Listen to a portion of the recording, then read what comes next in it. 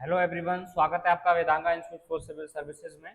आज सुबह से ही आप खबर देख रहे होंगे कि उत्तर प्रदेश के मुख्यमंत्री योगी आदित्यनाथ ने एनसीआर के तर्ज पर उत्तर प्रदेश में एससीआर के गठन को जो है वो मंजूरी दी है और उत्तर प्रदेश के 6 जिलों को मिलाकर एससीआर का गठन किया जाएगा। तो आज के इस वीडियो में हम समझेंगे कि आखिर एनसीआर और एससीआर क्या होते हैं, क्यों इन्हें बनाया जाता है और क्या इन दोनों में फर्क होता है। ठीक है, तो देखिए एनसीआर से हम शुरुआत करेंगे। सबसे पहले आपको पता होगा कि किसी भी देश के अंदर उस देश की राजधानी और किसी भी राज्य के अंदर उस राज्य की राजधानी, ज्यादातर लोग ये चाहते हैं कि राजधानी के आसपास के क्षेत्रों में ही हम जाके बसें। जैसे दिल्ली में अगर आप आइएगा तो दिल्ली को देखिएगा, दिल्ली मेट्रो पूरे दिन भर के चलती है। उसका रीजन क्या है कि दिल्ली के आसपास के क्षेत्रों में रोजगार के संसाधन ज्यादा हैं। दिल्ली के आसपास के जो राज्य हैं, उनके जो शहर हैं, गुड़गांव है, उत्तर प्रदेश का नोएडा है, ग्रेटर नोएडा है, गाजियाबाद है, फरीदाबाद है, पलवल है, इस सब क्षेत्रों में विकास ज्यादा हो गया। क्यों? क्योंकि राजधानी के आसपास के क्षेत्रों में जो है वो गवर्नमेंट का डेवलपमेंट फोकस ज्यादा होता है। वहाँ बिजली की व्यवस्था अच्छी होगी, वहाँ पानी की व्यवस्था अच्छी होगी, वहाँ कानून व्यवस्था अच्छी होगी, और भी जो संसाधन है वो राजधानी है जल्दी हाईलाइट आ जाती है, जल्दी न्यूज में आ जाती है। इसलिए ये हमारे देश के अंदर ये अवधारणा है कि अगर राजधानी के आसपास आप कहीं हैं तो मतलब है कि आपको संसाधनों तक पहुंच, सरकार तक पहुंच आपकी जल्दी जो है वो सुनिश्चित हो जाएगी। इसलिए आप देखिएगा कि हर कोई चाहता है कि राजधानी में आके, अब दिल्ली में आके बच्चे सब यूपीएससी की तैयारी कर रहे हैं, स्टेट पीसीएस की तैयारी। उसका रीजन क्या है कि दिल्ली हब बना, क्योंकि दिल्ली राजधानी है देश की, यहाँ सब कुछ है, यहाँ सुप्रीम कोर्ट है, हाई कोर्ट है, सब कुछ दिल्ली के अंदर। ऐसे ही आप उत्तर प्रदेश में जाइएगा तो वहाँ सब कुछ है, चीफ मिनिस्टर ऑफिस है, हाई कोर्ट की वहाँ बेंच लखनऊ में है, तो सब कुछ संसाधन वहाँ एक कारोबारी के लिए जो है वो मौजूद है। इसलिए वहाँ का जो आसपास का जो क्षेत्र है, पढ़ाई के लिहाज से भी, क्योंकि पढ़ाई में भी आप कुछ कोचिंग इंडस्ट्री समझ लीजिए तो वो भी एक सर्विस सेक्टर है, वो भी एक इंडस्ट्री का ही प्रकार है। तो इसलिए ज्यादातर लोगों का ये मानना होता है कि राजधानी के आसपास के क्षेत्रों में उन्हें सारे संसाधनों तक पहुंच मिल जाती है। और यही कारण है कि राजधानी जो है, राजधानी को जो है थोड़ा सा बड़ा करके, यानी कि राजधानी एरिया नहीं बढ़ा के बल्कि उसके संसाधनों की पहुंच को बढ़ा के उसको राष्ट्रीय राजधानी अधिकृत क्षेत्र बनाने पर विचार हुआ था। इसका मतलब ये है कि राजधानी के आसपास के क्षेत्रों में शहरीकरण बहुत तेजी से बढ़ा है, यानी कि लोग जो है वो रोजगार के लिए, पढ़ने के लिए राजधानी के आसपास आए हैं और वहाँ शहरीकरण जो है वो लगभग 60% 65% तक पहुंच गया है। दिल्ली जैसे इलाकों में तो ये और भी ज्यादा है। ठीक है, एनसीआर में देखिए क्या क्या चीजें होती हैं। एनसीआर के लिए सबसे पहले दिल्ली में जब शहरीकरण बढ़ा लगा लोगों को कि लोग रोजगार के लिए सारे उसके लिए दिल्ली जो है वो ज्यादा आ रहे हैं, तो 1962 के आसपास शहरीकरण दिल्ली का जो है वो तेजी से बढ़ा, यानी कि शहर में कन्वर्ट दिल्ली और इसके आसपास के क्षेत्र होने लगे। क्योंकि राजधानी से ही बॉर्डर लगे हुए हैं, हरियाणा का बॉर्डर है, उत्तर प्रदेश का बॉर्डर है।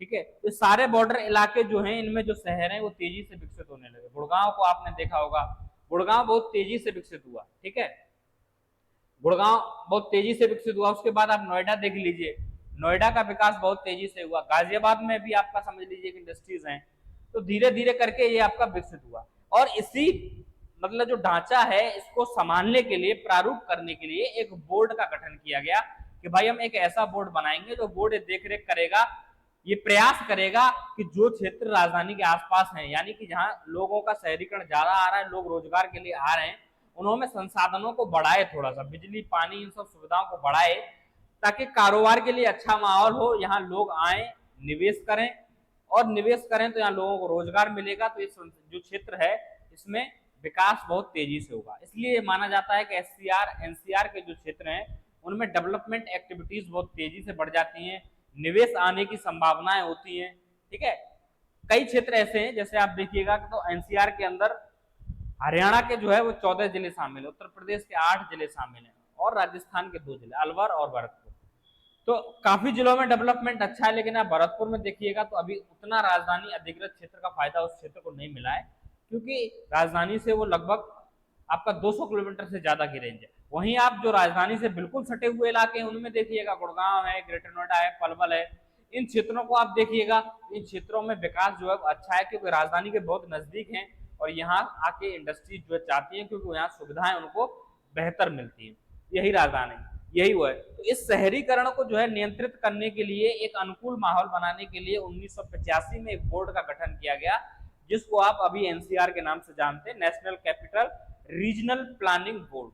ठीक है, एनसीआर के क्षेत्र में ऐसा नहीं है केवल शहर के ही क्षेत्र आते हैं, इसमें ग्रामीण क्षेत्र भी हैं, जैसे दिल्ली में भी कुछ, द्वारका से उधर जाइएगा आप, नजफगढ़ है, बहादुरगढ़ है, तो ये एक तरीके से डेवलप्ड विलेज ही कह सकते हैं इनको। ये शहर पूरी तरीके से नहीं है, जैसे आपको पुरानी दिल्ली लगेगा, और भी क्षेत्र लगेंगे, तो ये सारे जो है वो ग्रामीण इलाके हैं। तो इसमें गांव और शहर दोनों मिलके होते हैं, और उद्देश्य इसका यही होता है कि इसमें हम सुविधाओं को बेहतर तरीके से बनाएं और यहाँ निवेश आकर्षित करके जो है वो चीजों को और आगे ले जाएं।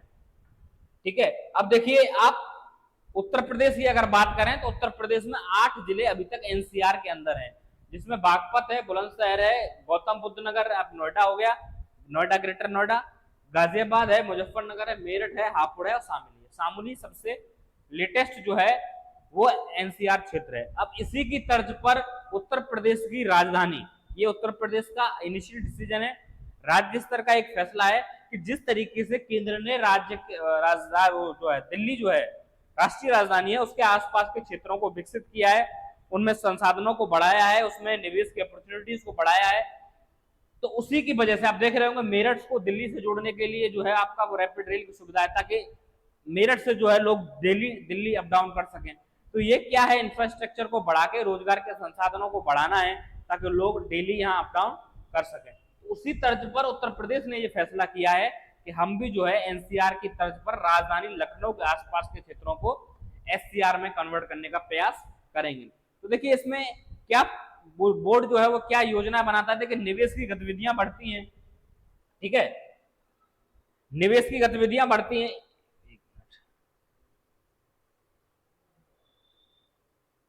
निवेश की गतिविधियां बढ़ती हैं, बुनियादी ढांचे का विकास होता है। अब सब कुछ बढ़ेगा तो सब कुछ आएगा, वहां कोचिंग इंडस्ट्री भी पहुंचेगी, हॉस्पिटल्स भी पहुंचेंगे, तो वहां स्वास्थ्य सुविधाओं का विकास होगा, अच्छे हॉस्पिटल जाएंगे, तो पूरे प्रदेश के लोग जैसे दिल्ली आते हैं एम्स दिखाने के लिए, तो वैसे लखनऊ उत्तर प्रदेश के लोग जाएंगे, वहां के आसपास के क्षेत्रों के लोग जो है वहां कवर करा सकेंगे। ठीक है, रीजनल ट्रांसपोर्ट आपका बढ़ जाता है, सड़कों की कनेक्टिविटी बढ़ जाती है। ये प्रयास किया जाता है उन क्षेत्रों में इंडस्ट्री आए तो उसको कैसे नेशनल राष्ट्रीय राजधानी से जोड़ा जाए, वहां के जो एक्सप्रेस वे हैं उनसे जोड़ा जाए। तो इस तरीके से जो है वो बुनियादी ढांचे को बढ़ावा मिलता है, और उसी बढ़ावे को देने के लिए जो है उत्तर प्रदेश की सरकार ने एक अलग से बोर्ड का गठन करने का प्रयास किया है, और उसके जो मुखिया होंगे, यानी कि जो एससीआर गठित होगा बोर्ड, उसका जो मुखिया होगा वो उत्तर प्रदेश के मुख्यमंत्री होंगे। फिलहाल योगी आदित्यनाथ हैं, तो वही उसकी अध्यक्षता करेंगे, उन्हीं की जो है देखरेख में सारे डिसीजन लिए जाएंगे। अब देखिए अब बात आती है कि लखनऊ तो राजधानी है, लखनऊ का क्षेत्र रहेगा ही रहेगा। लखनऊ के अलावा इसमें हरदोई, बिल्कुल वही जिले हैं जिनकी बाउंड्रीज बिल्कुल लखनऊ के नजदीक हैं, लखनऊ के आसपास के क्षेत्र हैं। हरदोई है, सीतापुर है, उन्नाव है, बरेली है और बाराबंकी है। तो बाराबंकी सहित 6 जिलों को शामिल करके एससीआर के गठन की जो है वो बात कही जा रही है। तो ये एससीआर और एनसीआर के गठन का उद्देश्य यही होता है कि निवेश की जो संभावनाएं हैं उनको और बढ़ाया जाए, निवेश आकर्षित किया जाए, निवेशकों को बेहतर सुविधाएं दिए जा सके, और एक ऐसे क्षेत्र का विकास हो जो क्षेत्र में संसाधन बहुत ज्यादा हो, हॉस्पिटल्स हो, सब कुछ फैसिलिटीज उस प्रदेश के लोगों को जो है वो मिल सके, ताकि उसको एक हब के तौर पर लोग देखें कि राजधानी में हमें ये मिल जाएगा। यानी हमें अगर बेहतर इलाज चाहिए, उम्मीद होगी कि हाँ हम दिल्ली आए तो मिल जाएगा, हम लखनऊ जाएं तो हमें मिल जाएगा, वर्ल्ड क्लास ट्रीटमेंट हमें वहां मिल जाएगा। तो निवेश जब होगा तो ये सब एक्टिविटीज बढ़ती हैं, निवेश होगा तो रोजगार के दायरे भी बढ़ेंगे, बहुत एम्प्लॉयमेंट होगा। तो जो शहरीकरण हो रहा है, लखनऊ के आसपास जो लोग बसने का प्रयास कर रहे हैं, तो उनके लिए भी ये सब चीजें फायदेमंद रहेंगी, और प्रदेश के विकास के लिए भी कहीं ना कहीं फायदेमंद रहेंगी। तो ये उत्तर प्रदेश के जो एससीआर का डिसीजन है उसकी पूरी कहानी थी। ठीक है, आपका इस मामले में क्या सोचना है कि क्या बाकी राज्यों को इस तरीके के डिसीजन लेकर प्रयास करने चाहिए? देखिए अभी ये प्रयास है, अभी गठन हुआ है, परिणाम क्या होंगे इसका भी अभी इंतजार करना होगा, लेकिन प्रयास करते रहना चाहिए, परिणाम चाहे जो भी। कुल मिला के बात यह, हम विकास के बेहतर परिणाम तभी पा सकते हैं जब हम कुछ प्रयास उनको पाने के लिए करेंगे। तो उत्तर प्रदेश की जो राजनीति है उसमें योगी आदित्यनाथ जी का एक बेहतर डिसीजन है, एक बड़ा डिसीजन है इस तरीके गठन के लिए, क्योंकि इसमें पैसा बहुत खर्च होगा। ठीक है, तो आप लोगों की क्या राय है आप कमेंट बॉक्स में जरूर दीजिएगा। बाकी फिर मिलेंगे आपसे अगले वीडियो में, तब तक के लिए नमस्कार।